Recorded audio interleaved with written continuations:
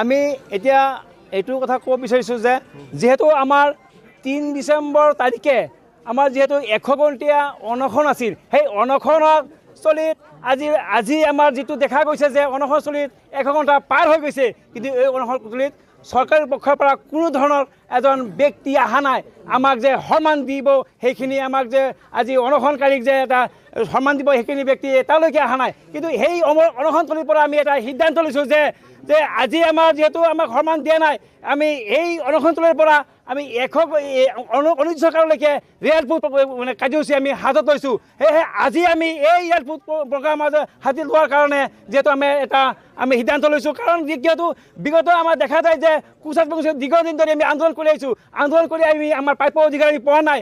দেখা যায় আমাৰ যিটো কেৰেলৰ আমাৰ অধ্যক্ষ জীৱন সিং ডাঙৰীয়া আৰু লগতে DL ঘোষ ডাঙৰীয়াৰ লগত আমাৰ শান্তি চুক্তি সম্পূৰ্ণ হয়, কিন্তু শান্তি চুক্তি সম্পূৰ্ণ হয়, কিন্তু শান্তি চুক্তি এতিয়ালৈকে স্বাক্ষৰ হোৱা নাই। এতিয়ালৈকে আমাৰ কিয় আজি শান্তি চুক্তি আমাৰ এতিয়ালৈকে স্বাক্ষৰ হোৱা নাই?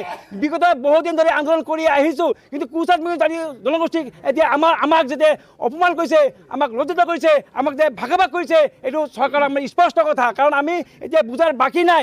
আমি কিন্তু এতিয়া আজি এই আমাৰ সভাস্থলীৰ পৰা আজি আমাৰ যিটো ৰেলডুকুৰ আজি সভাস্থলীৰ পৰা মই আজি কেন্দ্ৰ চৰকাৰ আৰু ৰাজ্য চৰকাৰ সকাই দিব বিচাৰিছোঁ যে আমাৰ যিহেতু আমাৰ অনাগত দিনৰ কাৰণে যদি আমাক ২৬ৰ আগত যদি আমাৰ কেন্দ্ৰীয় চৰকাৰে যদি শান্তি চুক্তি আমাৰ সম্পূৰ্ণ নহয়, আমাৰ পিছকা যদি আমাৰ সম্পূৰ্ণ নহয়, তেতিয়াহ'লে ইয়াতে আমি বৃহত্তৰ আন্দোলন আমি গঢ়ি তুলিবলৈ আমি বাধ্য হ'ম। যিহেতু আজি যদি আমাৰ চৰকাৰে কেন্দ্ৰীয় চৰকাৰে এটা মেছেজ পঠাইছে, যিহেতু আমাৰ একেই নিশ্চয় এটা মেছেজ পঠাইছে, এসপ্তাহৰ ভিতৰতে কেন্দ্ৰীয় চৰকাৰে আমাক এটা টিম KDCক আমাক মাতিছে আৰু যিহেতু শান্তি চুক্তি সম্পূৰ্ণ হ'ব বুলি আজি আমাক এটা সুন্দৰ এটা বাৰ্তা দিছে, সেইকাৰণে আমি ধন্যবাদ জ্ঞাপন কৰিছোঁ।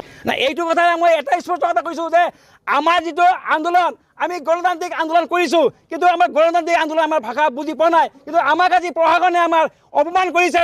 কালি আমাৰ সতীৰ্থসকলক আমাৰ মানে মাৰপিট কৰিবৰ কাৰণে প্ৰশাসনে এতিয়া দ্বিধাবোধ কৰা নাই, আমাৰ বেয়া ব্যৱহাৰ কৰিছে প্ৰশাসনক। আমি তীব্ৰভাৱে গৰিহণা দিছোঁ, কাৰণ কিয় আমাক যে গণতান্ত্ৰিক আন্দোলন আমি ভাষাটো বুজি পোৱা নাই নেকি?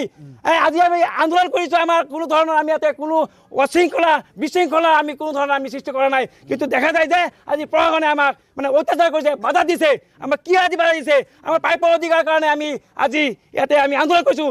প্ৰশাসনে এইটো ভাবিব যে আমি প্ৰশাসন দেখি আমি কেতিয়াও ভয় নকৰোঁ, আমাৰ জাতি মাটিৰ কাৰণে আমাৰ উদ্দেশ্যৰ কাৰণে আমি মৰিবলৈ সাজু আছোঁ। প্ৰশাসনে আমাক কি ভয় দেখাইছে? এইটো আমি কেতিয়াও এইটো ভয় খোৱা নাই।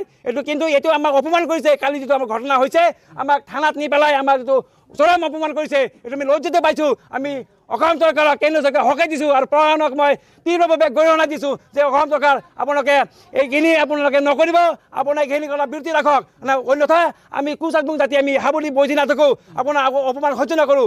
আগৰ দিনৰ কাৰণে আপোনালোকে এই প্ৰত্যুত্তৰ দিবৰ কাৰণে আমি সাজু আছোঁ।